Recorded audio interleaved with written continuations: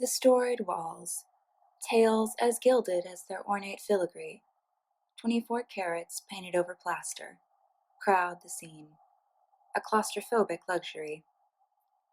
The cardinal murmurs some platitude in the Duque's ear, or perhaps a condemnation upon one of the favored elite, peacocking themselves before the Duchessa. Or maybe he is simply noting that that one there, wearing the dark jacquetilla and hose, why, he has rather lovely calves indeed. The Visconde, resplendent in pearly white, heaves a breath after every attempt to speak. His stringently bound sash disguises his paunch, but at the cost of his speech. A blessing in disguise, I think. The flamboyant Marquess, cap upraised, has shrewdly surrendered to the impossibility of such a strategy, and wears a spectacular buttercup girdle to distract from his girth. I am hardly the centerpiece of this tableau. Do you see me there, the dark-haired woman beneath that gaudy mirror?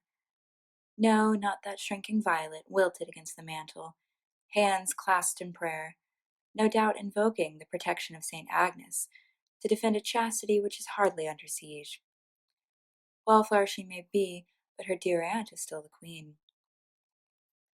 I've no such claim to sangre azul, nor a notable pedigree, just a well-dowried marriage to the Conde Oceano, and a talent for genteel riposte. The Marquesa, a fairer beauty there never was, nor one so empty-headed, leans in to apprise me of the latest of last week's scandals. Yes, the Duque is canoodling with his nephew. In his defense, the youth has the proportions of David.